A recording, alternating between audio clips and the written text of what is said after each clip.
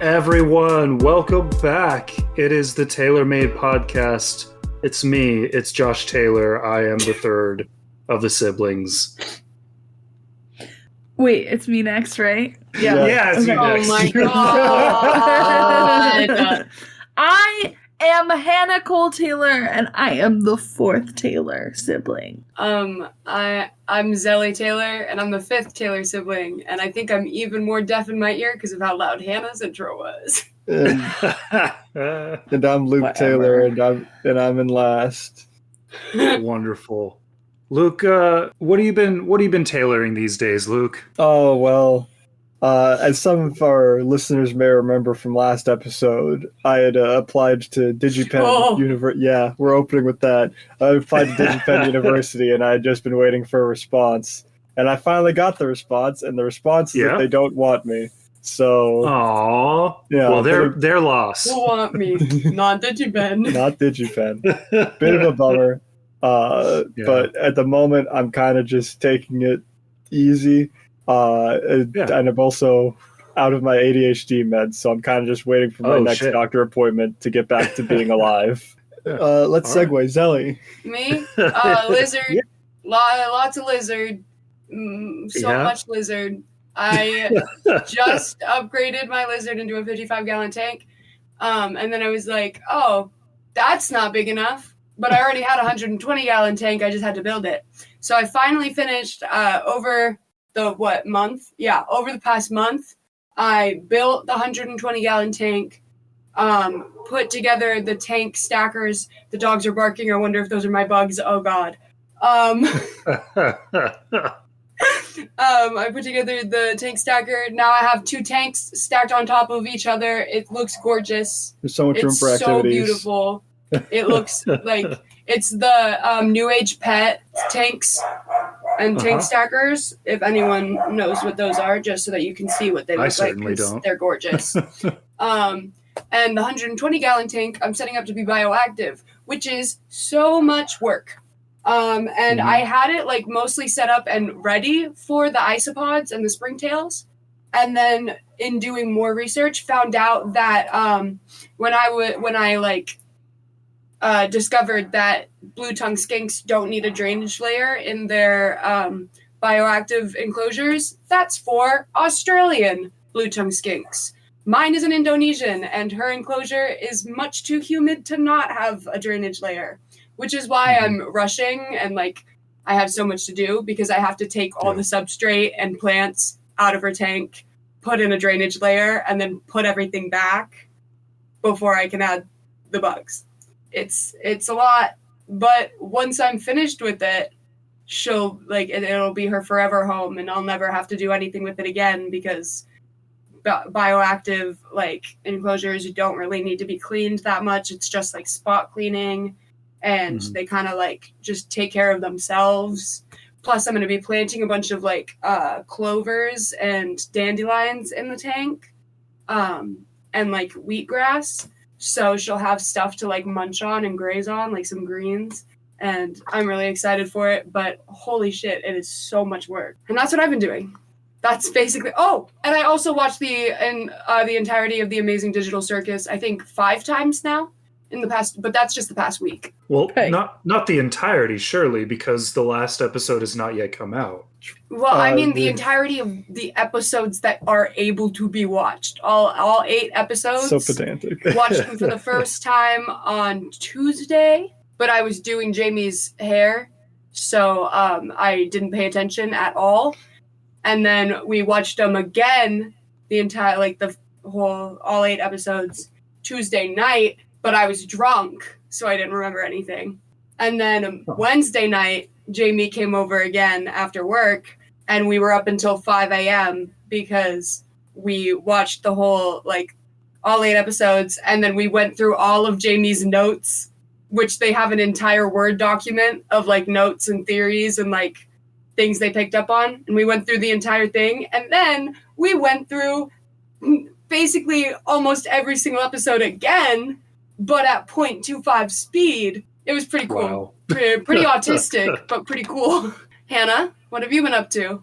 Thank you for asking, Zelly. My life update is that I haven't slept more than 6 hours in 6 days. I am tired and I want to go to bed, but I have homework to do. It's the end of the semester and I have to lock the fuck in. So, I'm taking a break from locking in to be here with you. You're welcome. Aw. Thanks, Hannah. You're welcome. But yeah, other than that, I have nothing else going on. All I have is stress and cat naps. Damn. What about you, Josh? What's going on in the life of Josh? What's going on in Chicagoland? We went on a trip to Mexico this last month. That was a lot of fun. I made a painting for Miriam of her nose, which I don't know if you guys have seen the painting. I think I sent it in the family chat. I'm quite proud of it. It looks amazing. It looks amazing. Yeah, I've been reading the book that our dad got us all of his life stories. I'm like halfway through it. I spent some of our vacation in Mexico reading that. On that subject, this episode is going to be coming out in the month of June, which is the month of American Father's Day. So I thought that this episode might be a good Father's Day themed episode, since we just recently recorded a Mother's Day one. Hell yeah, Father's Day! Today's historic Taylor is none other than Dennis Taylor. Whoa, wait.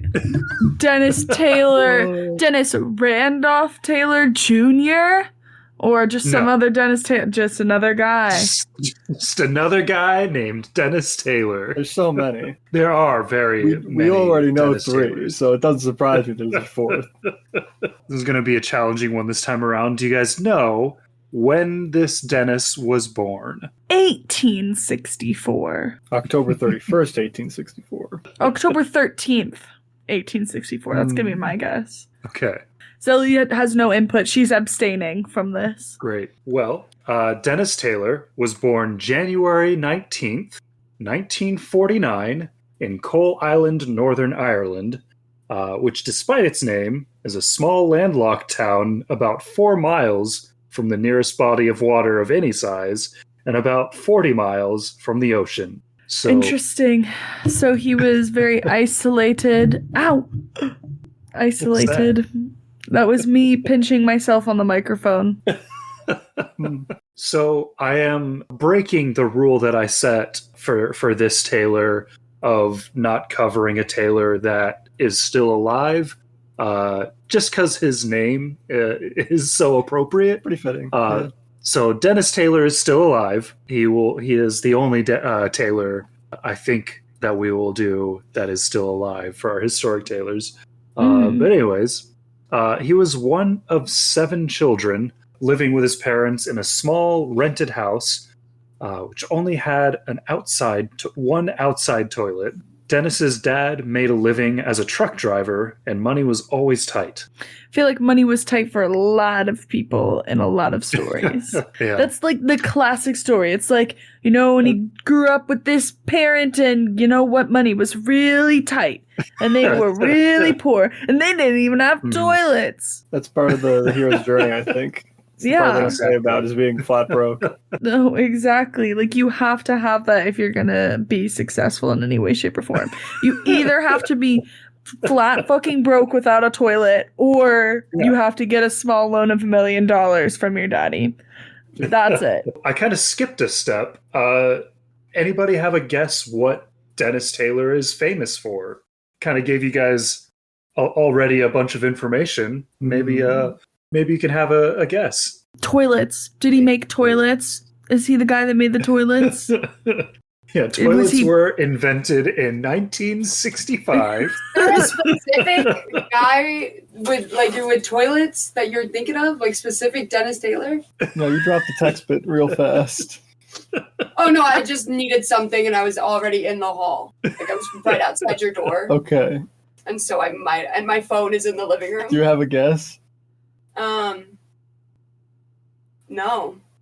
All right, Beza, I love you.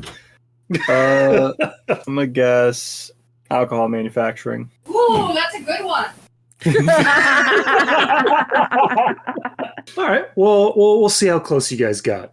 One day, when Dennis was 8 or 9 years old, he was walking down the street and came upon the open door of a club. He peeked inside and was immediately drawn to 2 tables covered in green cloth with loads of colored balls on them. Okay. Oh my god, he invented gay people. Stop!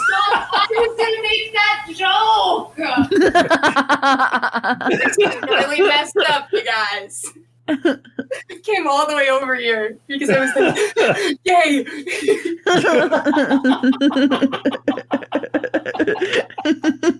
This began a fascination where young Dennis would frequent this club, watching the adults play billiards and snooker, slowly learning the intricacies and strategies of the game. What's the difference between billiards and snooker? What's snooker Another about? guess. He invented euchre. Euchre? Forgive me, because I did not think it prudent to actually do any kind of research about the game itself. I was just hoping you knew off the I'm dome. pretty sure snooker's the one with like all the balls being red or something. So like there's no difference in the balls. You're just trying to get the most pocketed against your opponent. So I've been playing snooker this whole time. That makes sense. Yeah. He'd just hang out by the tables and hold the one pool cue rest that the club had and offered it to any of the players that needed it, until one day he was finally offered to play a game. At first, Dennis would keep a lemonade crate under the pool table that he'd pull out to stand on in order to see the game. Wait, and how old was he at this point? 8 or 9. 8 or 9 years old. Yeah. Where were his parents? Like you said, his dad was a long haul truck driver or whatever. Where's his mom? I mean, I don't know.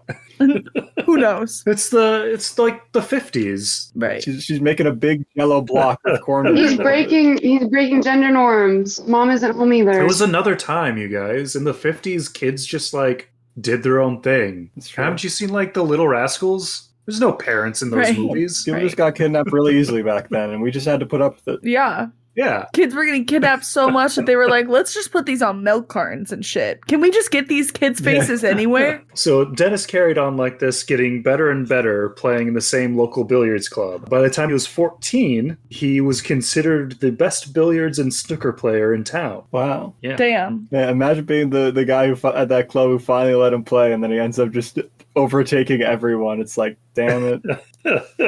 For a couple of years, Dennis worked in the local pipe works until one day in 1966, he and a bunch of his friends who worked there were suddenly fired. Apparently, they'd been blamed for a bad batch of pipes that got out. They just got fired with no notice. Right. As you did back then. So now unemployed, 17-year-old Dennis decided to leave his snooker cue and the small town of Coal Island behind to find work in London and live with one of his 4 aunts that was in the area. It's never brought up in the research that I did, any of the resources that I found about Dennis, but the Troubles were just beginning to ramp up in Northern Ireland in 1966 when he moves away to London. Those Troubles. So you guys know anything about the Troubles? They were dealing with a lot. Yeah, that's the famine and the. That's like That's when a they were different dealing with like, was it like economic crisis? England. So I kind of foreshadowed this a little bit when we did our episode about the Georges. You remember George Taylor, founding father, lived in Northern Ireland, but he was a Protestant. Yeah. Oh, it was the Protestants and the Catholics. Yeah. They were definitely having some troubles. Yes. That's a very European way to put it. Very British. It's unfortunate they decided on the name The Troubles, and then Ireland continued to exist and be Ireland, and so that became a very non-specific name. Yeah. Like, they were just constantly going through some shit. Yeah, honestly. Yeah. Like, Ireland's been through enough. Yeah. Coal Island, in fact, where Dennis grew up, was considered an IRA stronghold for decades. By the 90s, was a major hotspot of violent tension with the British loyalists. So I think it's not unlikely that pretty big factor in the timing of Dennis moving was kind of to get away from all of that going down. That's at least my theory, my hypothesis. Fair reason. But anyway, in London, Dennis bought a car for £15 and was able to work cutting carpet patterns for cars. Wow. This job was short-lived, as he nearly cut his pinky off on the job. Jesus Christ. Everything was dangerous back then. Everything. Oh, yeah. You're just cutting carpet, your pinky falls off. I mean, just working with heavy machinery, I think that's always been a thing. I have a friend who literally got the skin ripped off 2 of his fingers from a manufacturing job. Jesus. But yeah, you could buy a car for £15 though. That's nice. You know, I don't know the exact conversion rate at that time, but probably like $20-30 for a car's insane. Right. Following this job, he worked a number of odd jobs, managing to scrape by, but at some point had to sell that car that he bought for £15 at a loss for £7.50 after replacing the old tires on it, which cost him £6, netting him £1.50 for a car that he owned a total of 18 months. Oh my God. man. Jesus Christ. In an interview later on in life, he said that is the biggest regret financially that he has, selling that car. So around this time, he checked out the local snooker club near his aunt's and discovered that the top amateurs of London, who he had expected would completely outclass him in skill coming from small town Coal Island, were just about as good as he was. The competition's heating up. And so Dennis immediately bought himself a new cue and started going to the snooker clubs around London 3 to 4 nights a week between his 12-hour daily shifts at the paper mill. Damn.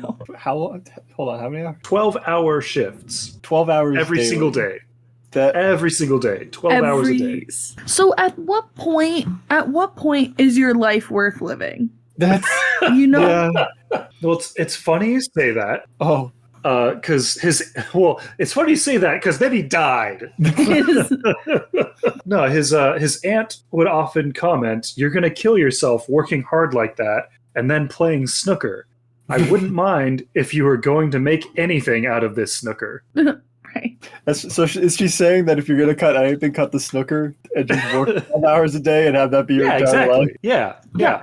I can't believe you keep working for 12 hours and then playing your game. You have to stop playing the game. Man, After a while, things did improve for Dennis. After years of working like this and finding whatever time he could spare to practice playing snooker, he had a few career changes and eventually found himself managing the Elite Snooker Club in Preston, and only was working every other week so he would have time to perfect his game. It was called the Elite Snooker Club. Like they were just Yes. like already putting that out there. They were like, no, Mhm. like they were just proclaiming that they were the elite one. Yeah, exactly. Finally, in 1972, with only 200 quid to his name, that's pounds, Right. it's just slang. Dennis decided to go pro, becoming only the 16th pro snooker player in the world. At that point, I feel like anyone could call themselves that. Well, I mean, there is a definition of being a professional at a sport. I guess once you start making money from it. Yeah. So back then, if you just told your buddy, hey, pay me $15 to play snooker right now, you could be number 17. No, I think there's like a threshold to it. Like you have decided to not have a alternative career. Your main finances are going to be based on the winnings you make in this sport. It just seems so. It's like being a professional. It feels weird to say athlete, but it's like you're playing I don't know what else to call it. Professional sportsman. I mean, It just feels so weird for your competition to be 15 people. right? The people who decide how much money you make could all fit in the same room. You could have a conversation with all of them at the same time, and it wouldn't be overwhelming. It feels like it would be very easy for one of those 16 to like get the others to turn this into a scam somehow and just split the winnings. I mean, sure, if you had no integrity. I guess, but I mean, you're a professional snooker player. It's like how much? It's the love of the game, Luke. The love of the game. I guess. In his pro debut, Dennis lost in the first round of the World Championship. The following year, He didn't even qualify. So Right. Man. he quit his day job entirely so he could focus on snooker completely. He's like, I am not doing great at this. I'm not successful. So you know what I need to do? Quit my day job. I love that mindset of the, you know what? This is actually what's holding me back. I should just completely stop working and making any kind of money because that's when I'll become successful. Based on the fact we're talking about him, I think it might have been right. Well, He may have been right. I think that more people need to take on this mindset. Maybe that's what I need to do. Drop out, and then I'll be successful. maybe more of us need to follow in Dennis's footsteps because the very next year in 1975, he made it all the way to the semifinals before losing. Okay, Wow. progress, Yeah. upgrades. Up to this point, Dennis had been able to manage his nearsightedness while playing by simply taking his glasses off for his games. Right. The next few years, he would continue to compete at a high level, but he just couldn't crack winning an actual title. So maybe scratch the whole quit your day job before you've had any kind of success or signs of potential success. I mean, he's still competing even if he hasn't gotten a title. Yeah, It's still he's something. competing in True. the smaller competitions. I think he's pulling in enough to make it worth it at this point, even not winning a world championship title. But that's Okay, his so goal. he does still get like an award for doing this. I'm also just saying, like, there's only 16 professionals in the world. Like, how much is number one making if there's only 16 people doing the job, period? Like, it's I have it's no clearly not a fucking very... It's probably a very narrow difference there. Yeah, that's fair. Realizing his eyesight was hindering him, Dennis tried out specialized contacts in 1979, which proved to be a huge boon and led to him finally making a World Championship Finals appearance. Man, that's crazy. Because like Damn. if I was playing snooker or any game with someone, they said, "Dude, my fucking contacts. That's the reason why. That's why I'm losing." I think they're just being an idiot. They're just being a dick. But no, it was real. It still wasn't enough for him to secure the World Championship win, and he did lose in the finals. Yeah. Over the next few years, it was another plateau. Dennis was playing at a very high level, but couldn't exceed or even repeat the success of his 79 season. 79th? Like, he No, had 1979. The year, yeah. Oh my god, I was like, wait, he's been around for that many seasons. How many seasons a year do they even have? Is this guy fucking 102? Oh my God. But then he met a billiards player who worked in glasses manufacturing. Okay. Connections, You just- networking. He's just gonna keep optimizing his eyesight to get better at snooker. It's the eyesight. The eyesight is the problem, Luke. You don't understand. He's gonna end up being a snooker playing cyborg by the end of this I was phase. gonna say, he was- Enter Jack Carnham. Jack and Dennis spent 2 days together while Jack handmade specialized glasses for Dennis. I'm going to send a picture of Dennis Taylor with these glasses. And you'll see Alright, this ought to be good. they kind of look like upside down. So It imagine looks like you're leaning over a pool table and looking up. You need your glasses to like basically touch your brows in order for you to be able to still be able to see. I mean, the ergonomics make sense, but he does look like Sophia Petrillo. right.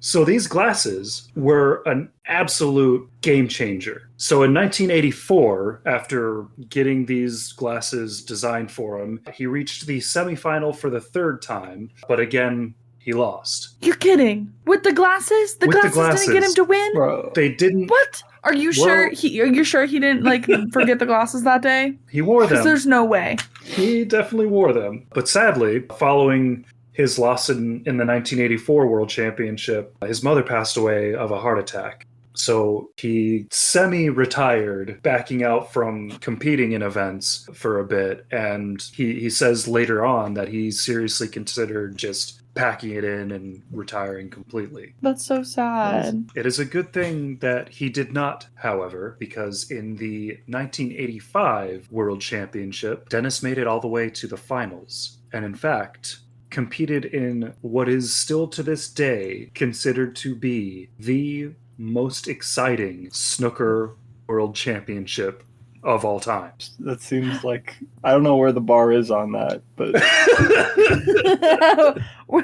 A little unsure, was this the most exciting one in terms of like how like the most exciting baseball game they still only score about 9 points, or like what are we basing this on? It was an audience of 18 million viewers in the UK. Thought you were gonna say it was an audience of 11 people. I also thought that. The match went past midnight, and this is still the highest viewership of any broadcast after midnight in the country. Oh my god. That's crazy. They really care about snooker What in a this ridiculous country.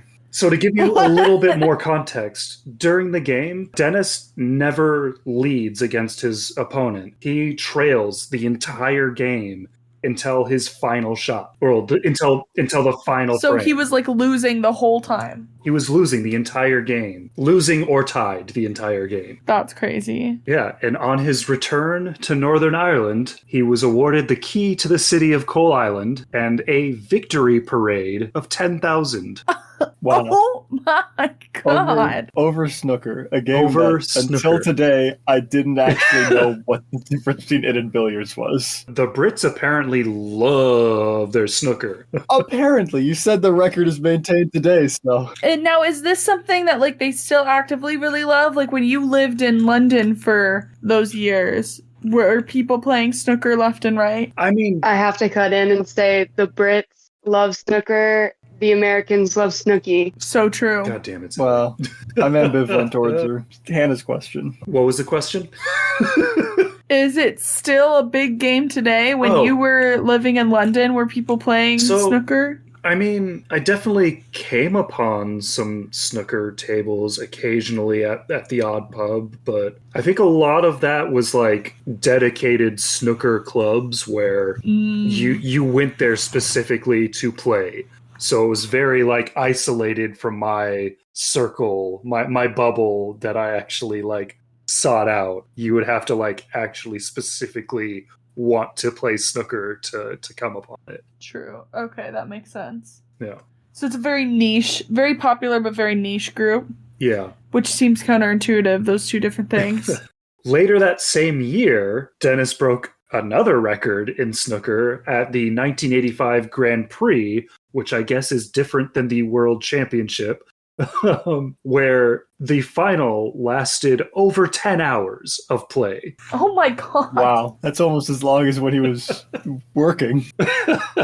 Dennis continued to play for several years, another 15 years after that, and finally retired in 2000, where afterwards he became a commentator for BBC, continued to be very popular in the commentating and broadcasting world overseas in the UK, and he's just very beloved by that whole scene. I mean, he's a real underdog story. I can see why. Yeah. Do you guys know the show Strictly Come Dancing? It's the show that Dancing with the Stars is based off of. Never I heard did of it. not. I've never heard of that show I didn't either. know that Dancing in the Stars was based on anything. I thought they were just like, it would be a great idea. I thought that sort of. We gotta get those stars on the stage.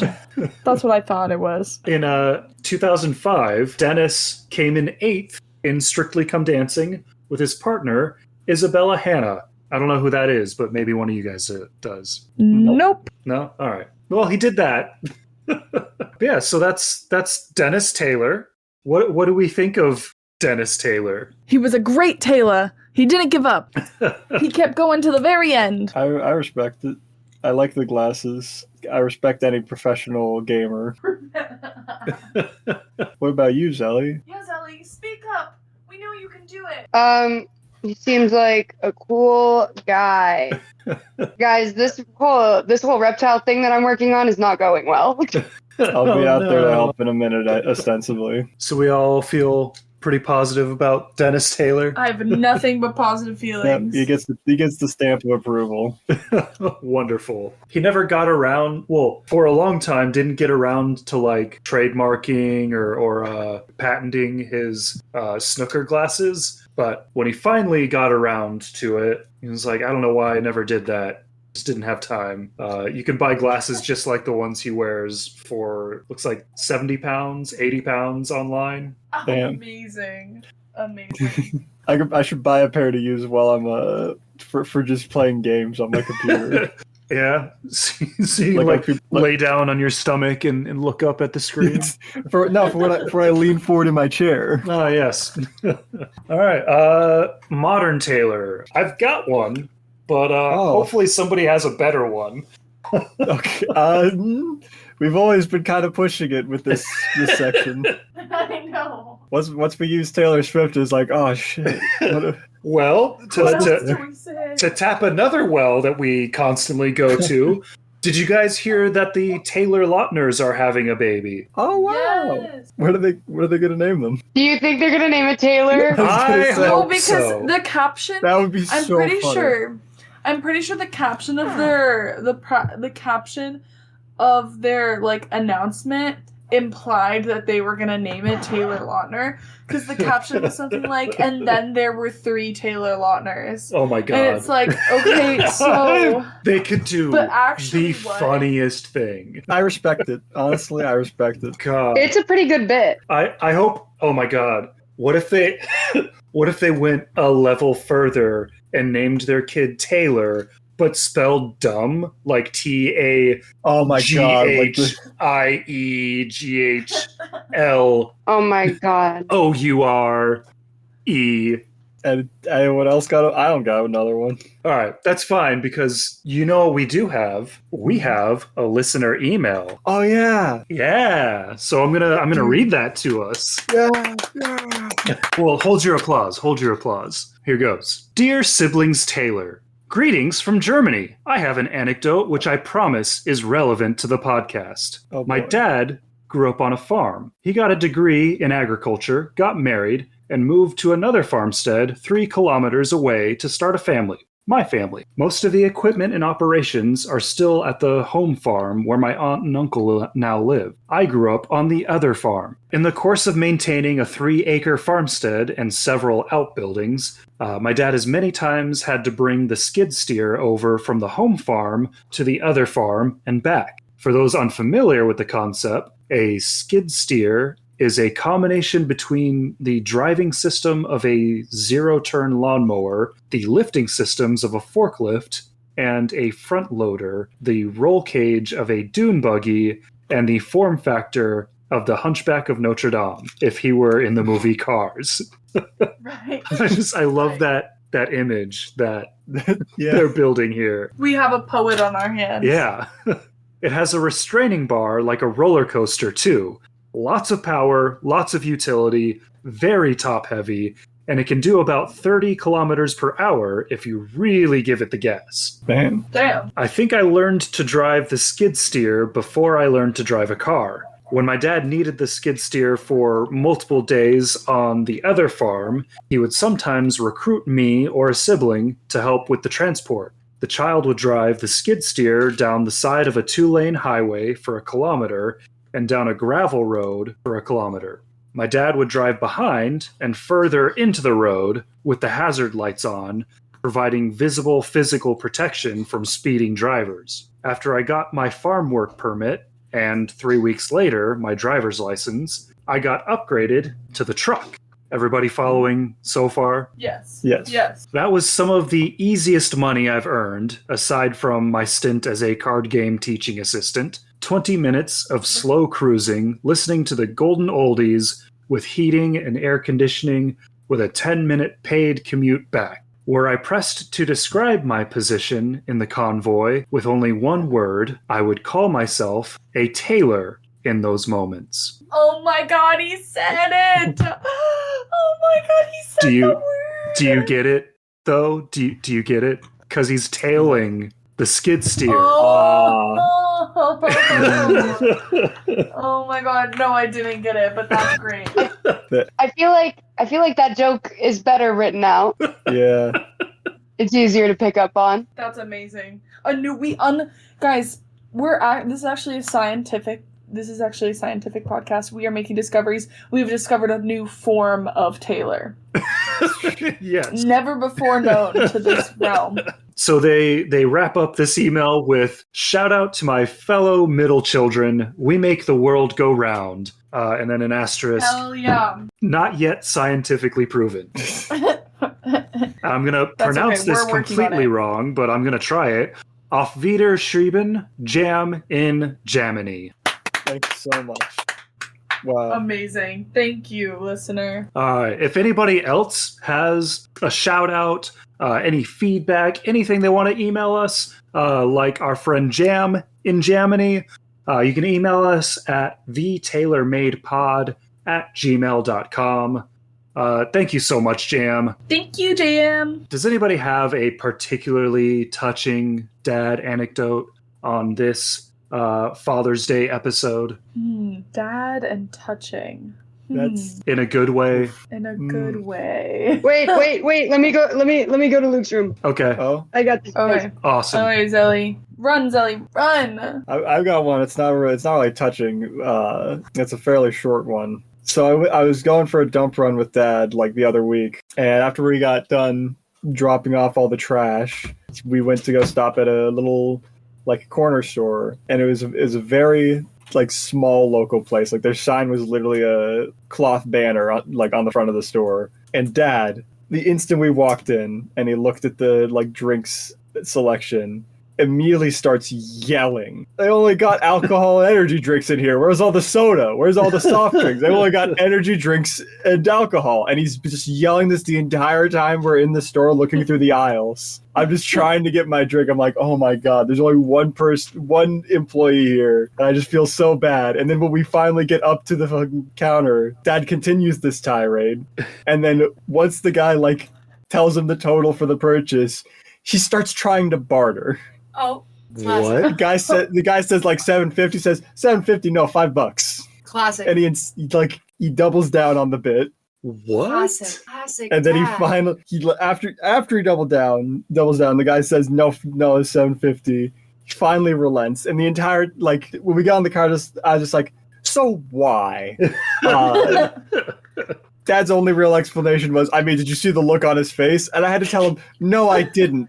I was too busy turned around staring at the ceiling, praying for God to take me. God, that's good. I don't know if I would call that touching, Luke. Yeah, but luckily Zelly's here now. So Mine's not exactly like touching either. Dad doesn't really do touching. Yeah. That did remind me of a different instance with Dad where I was going to the gas station real quick to I think I was buying a Red Bull on my way to work, and Dad was just about to go buy a pack of cigarettes, and I went in and did the whole exchange, and then it was like, my dad's about to come in here and buy a pack of cigarettes. Don't let him. Because the people at our gas station right on the corner literally know he walks in and they are like, immediately they grab his cigarettes for him. Sure, yeah. I was like, don't do it. And then they did it. But the anecdote, this is from February 19th. I literally sent this to our sibling group chat because I thought it was so funny. It's a little touching, I guess. In a sense. But me and Dad, when we're texting, it's the most incoherent exchange to, I feel like, anyone else other than me and Dad, because we both have this sort of style of never saying full thoughts and being purposefully obtuse. And so the exchange... So you're encouraging him. Yeah, because I think it's so funny. The exchange, I texted him burger ... He responded Burger Master. I said, what? He said Red Robin. I said, oh, He said, uh-huh. I said, Red Robin, yum. He said, river.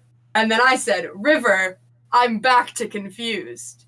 And then as a side anecdote, sent that to the group chat, said he speaks in riddles. And Josh responded with, father? In response to the fact that I have our dad saved as father in my contacts. But what makes that response funny is that out of my 5 siblings, Josh is the only one saved in my phone as brother. So it made for a very good screenshot. Yeah.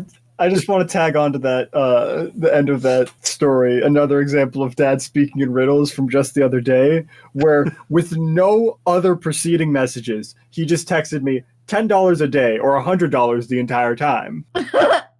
Right. And What? then followed that up with, wait, do you even live here anymore? Oh That's why my he didn't God. tell you he was flying to Chicago. He forgot you even lived there. That's, I forgot there's Right. also, me and Luke went to pick up like a small quarantine tank for a new reptile I'm getting soon off Facebook Marketplace at like 9 p.m. And Dad just texted me, cheeseburgers, right? Sent me $12. Sent me $12 on Apple Cash. And then $12. It's not over That's yet. enough for one cheeseburger, by the way. A It's not- singular it's not- cheeseburger. Travel It's back not in over yet. time and get me a bunch of cheeseburgers. No, he just wanted me to get him a single, like he just wanted a cheeseburger for himself and he wanted me to get it. But he Right. sends me $12, then says, right? Then says, better than door dashing. Then sends $10 more and said, cheeseburgers.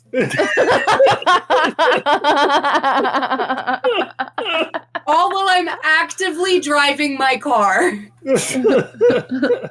He was also, was he not also texting you cheeseburgers? he was, yeah. No, this was a thing. He was Because you weren't desperate. responding because you were driving. He was desperate for that burger. Oh my god, guys, this is making me want a cheeseburger. This Same. makes Yeah. me want cheeseburgers. Well, I have a very like small, it's not really an anecdote, but just kind of like one of my favorite memories of like childhood with Dad is that Dad and I, he used to take me to hula every Tuesday because I did hula for a big chunk of my life. We would always play a game where we counted how many fire hydrants we could see and how many fire hydrants were on my side of the road versus his side of the road. And on the way back, we always go to 7-Eleven, we get a Slurpee.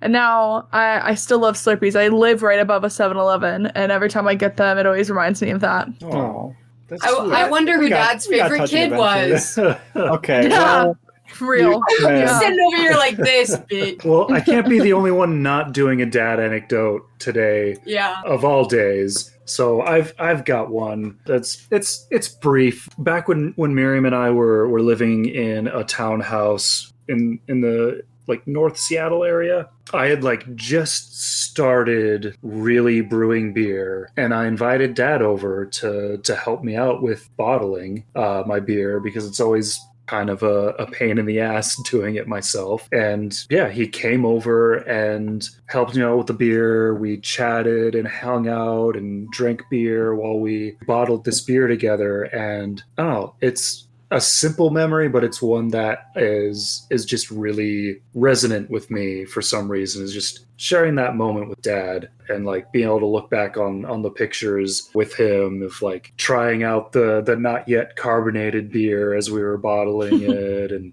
just a day that I look back fondly on. That's sweet. That's a really sweet memory.